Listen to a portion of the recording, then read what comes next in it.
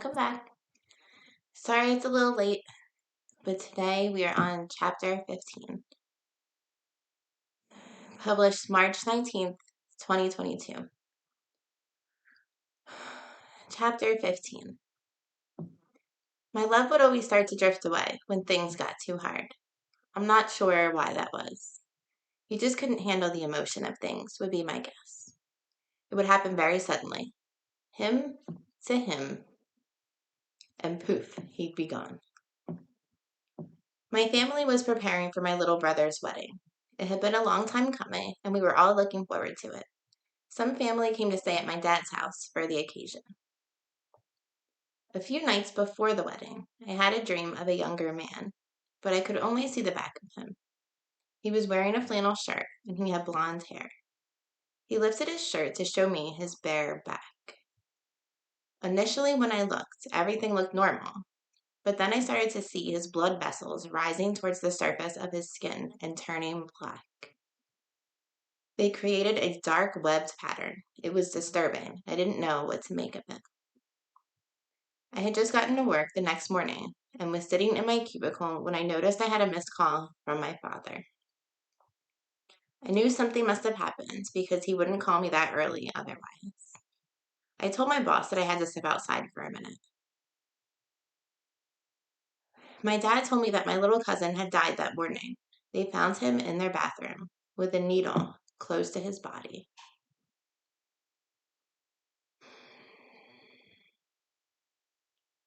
"11 months prior, my cousin overdosed and was brought back. It was right around Christmas time, and some of the family was gathered together. My aunt, who was a nurse, was there, and she was saying that once he was released from treatment, he would be moving in with her and her family. My brother pulled me aside and told me that he should be with me, not them. I agreed, but I needed to be sure that he was serious about his sobriety before moving him into my home with my daughter. I made sure that my aunt knew how important it was going to be for him to go to meetings every day and not have any alcohol or other drugs whatsoever. I reached out to him a few times to make sure he was okay and doing what he was supposed to be doing. He said that he was. Everyone else agreed. When my aunt, when he had around 6 months sober, my aunt's family decided to move to Florida and were going to bring him with them. I had a bad feeling about it and reached out one last time. I offered him a place to live and told him that I knew lots of really good, sober guys I could introduce him to. He declined. I later found out that sober to them only meant that he wasn't doing heroin anymore. He was still drinking in their house and smoking weed. He wasn't going to meetings at all. His family was who we lived with when we first moved away from our mother. His father, the drummer, my uncle, was also one of my favorite people ever. He was a tall, good-looking, funny man. On one hand, he was very masculine. He was in a band and he was a woodworker and a biker.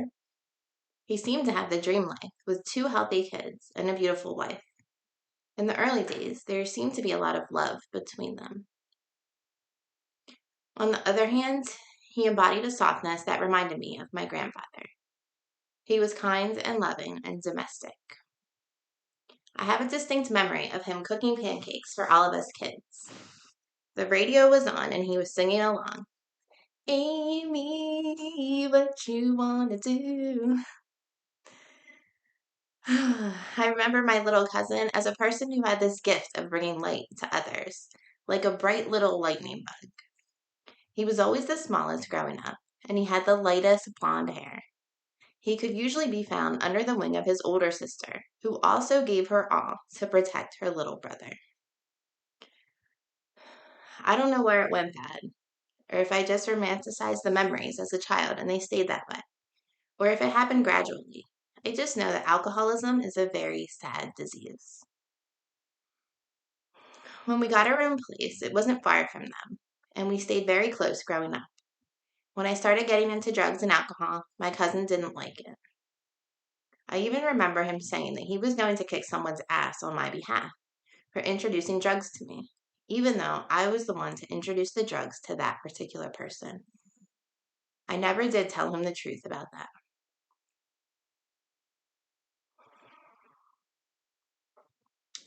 Things had gotten bad in that house. I remember going over, and just about every time my uncle would be drunk. There would be beer cans everywhere. My aunt was hardly ever there anymore. My cousin was furious at his father. His sister just crushed. She had taken over the role of caretaker to all of them. Many, many tears were shed. That I remember. My uncle and I developed this unspoken bond through the years, through our addictions. My cousin later told me that he always told them to answer the phone in case it was me needing help, and if I ever called collect to make sure they accepted. Why some people get sobriety and others don't, I'll never understand. I was visiting my dad on my 18th birthday, and we were having a barbecue and cake. I asked if it would be okay to invite my uncle. My dad said that it would be. I called him. He sounded surprised and humbly accepted. He wasn't welcome many places anymore. When he got there, he didn't look well. He looked exhausted, and the color of his skin was tinted yellow. His belly was distended. We hugged. The others greeted him. He seemed relieved to see his parents, but also I sensed shame.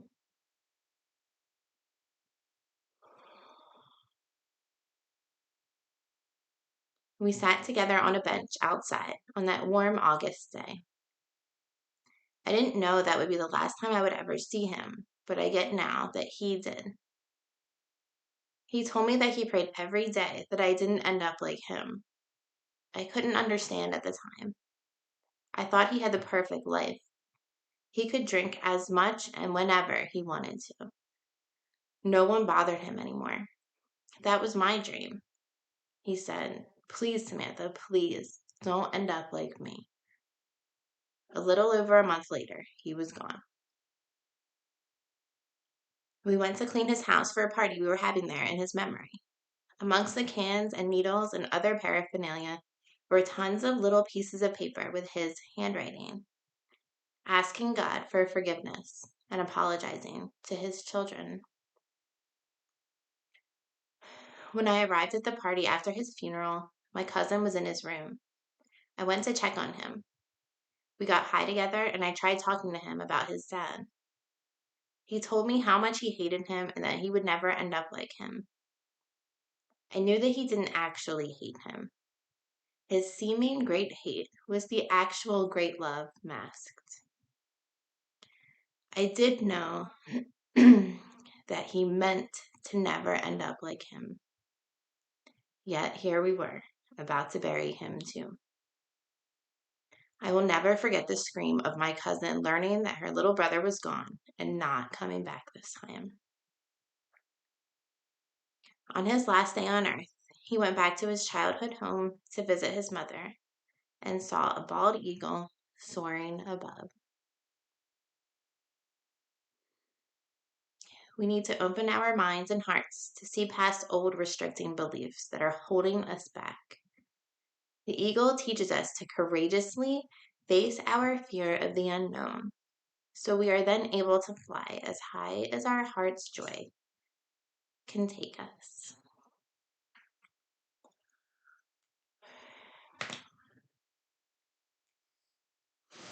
Chapter 15.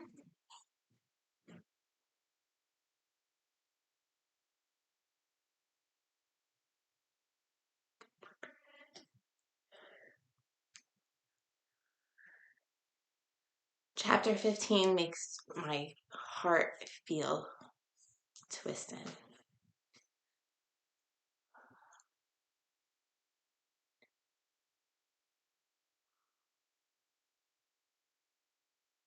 And what do I want to say about it?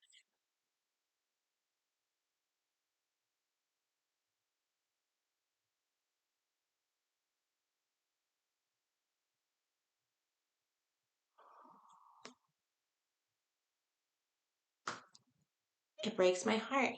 It's sad. It's just plain sad.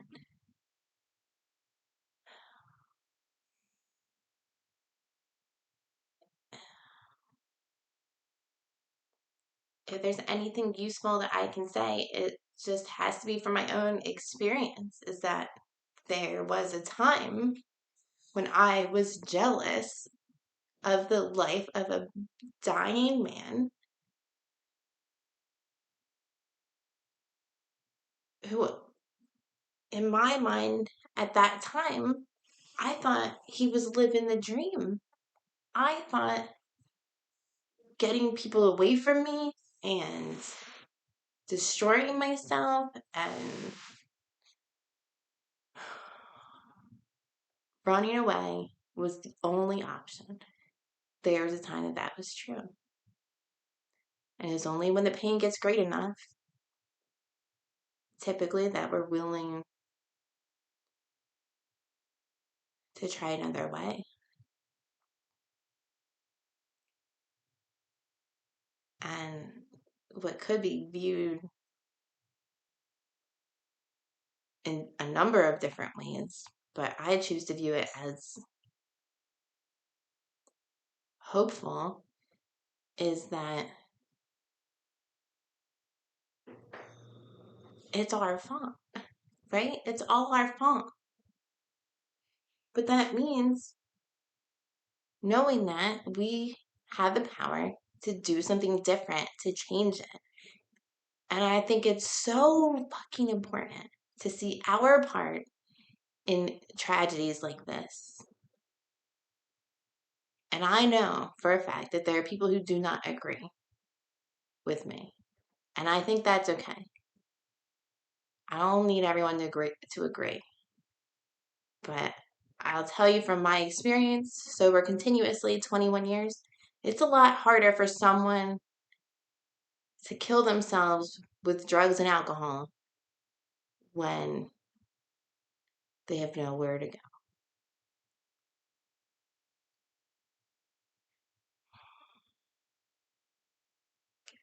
When you have nowhere to go, you reach your bottom a lot quicker and you become a lot more desperate. And desperation leads to willingness to do something different. That pain leads to leaving only one option, a couple options. You can kill yourself or you can get sober.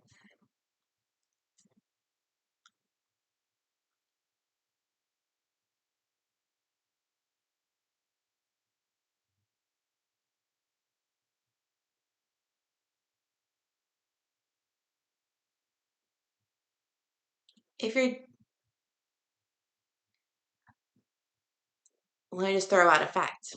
A heroin addict cannot successfully drink alcohol, smoke weed, do other things. It will always lead back to the drug of choice. That's the nature of the game. That's the disease. And we want to think that that's not true. And I can only imagine from a non addicted person's point of view that sure, it looks better for a time, like, but it will always lead back to the same place. And if you're an alcoholic or a drug addict, jails, institutions, and death are the three places you will encounter. But it doesn't have to be that way. I encourage you to make it as hard on the person as you possibly can. And there's a lot of information out there for anyone who's interested. But of course, what that means is to have that sort of integrity and that sort of um, conviction in helping other people. You have to first clean out yourself, clean all your shit out so that, like I said last time, so that you are prepared in a moment to have the capacity to say no, to say, go get your shit together, to say, I love you, but I can't do this.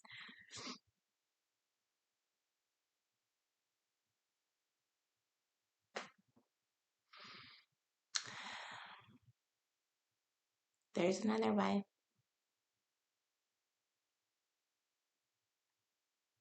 I said it before. I'll say it again. I wish I could give it to everybody.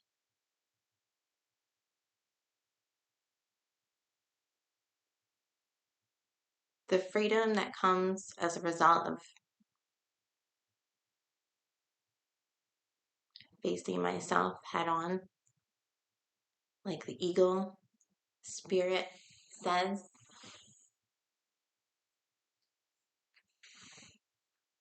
It's all I ever wanted that I didn't know that I wanted.